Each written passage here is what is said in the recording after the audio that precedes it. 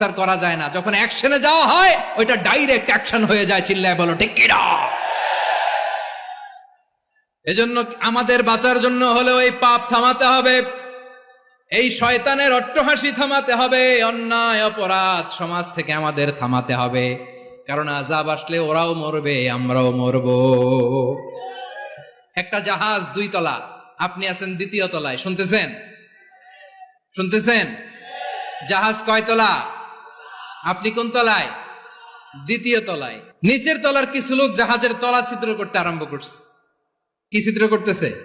আচ্ছা, জাহাজের তলা ছিদ্র করলে তলা দিয়ে কি ঢুকে? এখন আপনি যদি বলেন আমার কি, আমি তো 2 তলায়, আমার কি, আমি তো সেফ, আমি ইন দ্য সেফ জোন, আমি তো ভালো আছি, আমি তো ভালো আছি, ওরা ছিদ্র করে ওরা মরবে। আসলে কি শুধু ওরা মরবে, নাকি তলা ফুটো হলে ভিতরে পানি ঢুকলে আপনারও শরীর সমাধি হবে?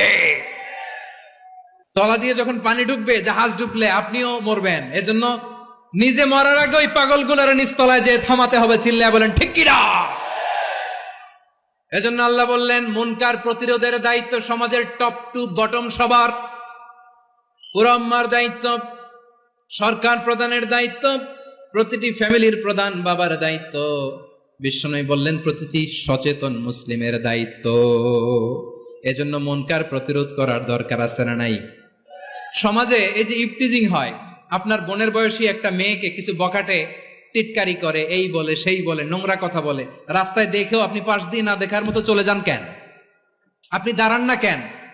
আপনি দাঁড়ালেই তো থেমে যাবে। কারণ সত্যের যে শক্তি, তার সামনে মিথ্যা মুখ থুবড়ে পড়ে।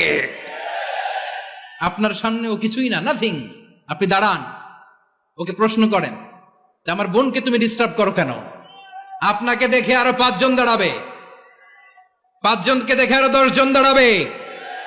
আমাদের নীরবতা আর আমাদের নিশ্চুপ থাকাই জালিমদেরকে আরো শক্তিশালী জালিম বানিয়েছে। এজন্য মুনকার প্রতিরোধের দায়িত্ব আমাদের সবার।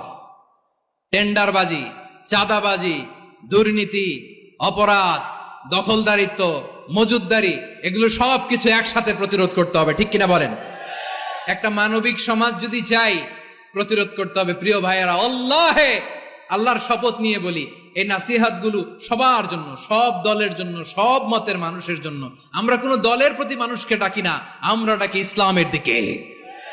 সব দলের, সব মতের, সব মানুষদেরকে আমরা আহ্বান জানাই, আসুন আমরা একটা সুন্দর সমাজ বিনির্মাণ করি। এই যে নতুন বাংলাদেশের এক সুযোগ এসেছে, আর জীবনে হয়তো আসবে না, সামনের 100 বছরে এই সময় আসবে না। আসুন দেশটাকে আমরা সাজাই, আসুন আমরা দুর্নীতি বন্ধ করি, আসুন আমরা চাঁদাবাজি বন্ধ করি,